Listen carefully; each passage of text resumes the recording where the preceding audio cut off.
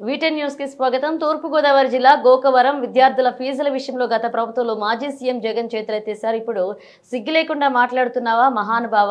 నీవు చెల్లించవలసిన ఫీజుల చిట్టా విప్పితే సిగ్గుపడవలసిందే. ట్యూషన్ ఫీజు 2,832 కోట్లు, హాస్టల్ ఫీజు 989 కోట్లు, పీజీ విద్యార్థుల ఫీజు 450 కోట్లు, మొత్తం 4,271 కోట్లు ఫీజులను ఎగనాం పెట్టావు. విద్యార్థుల భవిష్యత్ బాగుండాలని ఆలోచించిన కూటమి ప్రభుత్వం బకాయిల ఫీజులను విడతల వారీగా చెల్లిస్తుంది. ఈ ఏడాది ఇప్పటికే 788 కోట్లు చెల్లించిన కూటమి ప్రభుత్వం ప్రెస్ మీట్ లో మాట్లాడిన మాజీ సీఎం జగన్మోహన్ రెడ్డికి కౌంటర్ ఇచ్చారు జగన్పేట నియోజకవర్గ రాష్ట్ర ఎస్సీసీఎల్ కార్యదర్శి గునిపే భరత్. ఊరుబాట పెట్టండి, అక్కడ ఈ ప్రభుత్వాన్ని ఎండగట్టండి అని చెప్పేసి ఒక పిలుపునివ్వడం జరిగింది. దాని మిత్తం ఈ రోజు జగన్పేట నియోజకవర్గం గోకవరం హెడ్ క్వార్టర్ లో మరి ఇండియన్ ప్రెస్ మీట్ పెట్టడం జరిగింది.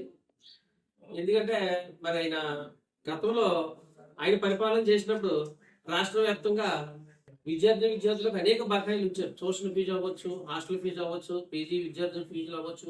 టోటల్ గా 4,271 కోట్ల రూపాయలు బకాయిలు పెట్టేసి వెళ్ళిపోయాడు. మరి ఈ రోజు అతను చేసిన తప్పుకి మరి 5 సంవత్సరాలు చదువుకున్నటువంటి విద్యార్థులు అన్యాయం అవ్వకూడదన్న ఒక మంచి ఆలోచనతో మరి కూటమి ప్రభుత్వం తరఫున మరి ప్రస్తుత సీఎం గారు అయినటువంటి నారా చంద్రబాబు నాయుడు గారు అధికారంలో ఉంటుండగా మరి 4,270 కోట్ల రూపాయలు కూడా విడతల వారీగా కడతామని చెప్పేసి మన తీర్మానం కూడా చేయడం జరిగింది.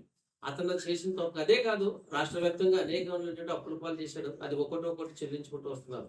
ఎందుకంటే ప్రజానాయకుడు కాబట్టి నా ప్రజలు ఇబ్బంది పడకూడదు, ఎవరో జగన్మోహన్ రెడ్డి చేసిన తప్పుకి ఏం బలి అవ్వకూడదు అన్న ఒక ఉద్దేశంతో విడతల వారికి 4,270 కోట్ల రూపాయలు కట్టడానికి కూడా ఆయన ఈ కూటమి ప్రభుత్వం సిద్ధంగా ఉంది. అంటే ఏడాదికి ప్రస్తుతానికైతే కూటమి ప్రభుత్వం విద్య మీద ఖర్చు పెట్టింది 788 కోట్ల రూపాయలు ఖర్చు పెట్టింది. ఇక రాబోయేది కూడా ఈ వేసవికాలం సెలవులు అయినంతరం కూడా విద్య మీద ప్రత్యేక ఈ ప్రభుత్వం దృష్టి పెట్టింది. ఇకపోతే గతంలో కూడా ఈ పోరుబాటు విషయంలో చూస్తే గతంలో కూడా రైతు పోరుబాటను పెట్టారు, అది ఫెయిల్యూర్ అయ్యింది. అలాగే విద్యుత్ పోరుబాటను పెట్టారు, ఇది ఫెయిల్యూర్ అయింది. ఇప్పుడు పెట్టే విద్య మీద పెట్టే అది కూడా ఫెయిల్ అయిపోతుంది మేము చెప్తాం. ఎందుకంటే జనం గ్రహించగలిగారు. ఎందుకంటే కూటమి ప్రభుత్వం యొక్క చిత్తశుద్ధి, పరిపాలన విధానం, డబుల్ ఇంజిన్ సర్కారు వల్ల మేలు జరుగుతుందని చెప్పేసి రాష్ట్ర ప్రజలందరూ కూడా గ్రహించారు. కనుక ఇతను ఏం చెప్పినా సరే ప్రజలు నమ్మడానికి సిద్ధంగా లేరు.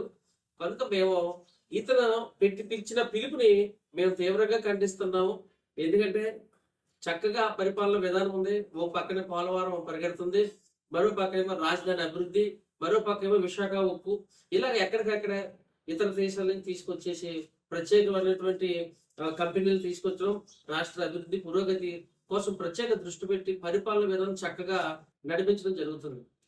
నువ్వు అభినందించకపోతే అభినందించుకో, ఇంత చక్కటి పరిపాలన విధానం మీద నువ్వు బురద చల్లుతున్నావు అంటే నీ మూర్ఖత్వం చాలా దారుణం ఉందని చెప్పేసి మేము దీన్ని ఖండిస్తున్నాం. నువ్వు ఎక్కడో బెంగళూరులో ప్యాలెస్ లో ఉండేసేసి ఇప్పుడు అరకొరగా అప్పుడప్పుడు వచ్చేసేసి చిన్న ప్రెస్ మీట్ పెట్టేసేసి ఆ ప్రెస్ మీట్ లో కూడా చిత్తశుద్ధులు. ఎందుకంటే నీ పేపర్, నీ సోషల్ మీడియా, నీ టీవీ ఛానల్ అన్ని కూడా ఒక సొల్లి అబద్ధాలు కొట్ట ఉన్నది లేనట్టు లేదు ఉన్నట్టుగా సీన్ క్రియేట్ చేసేసి పెట్టేస్తుంటే ప్రజలు కూడా ఆ ఛానల్ రాబోదని ఇది అంత పెద్ద సొల్లి అని చెప్పేసి ఒక బ్రాండ్ అయిపోయి ఆ ఛానల్ ఎవడో ఓపెన్ చేస్తలేదు.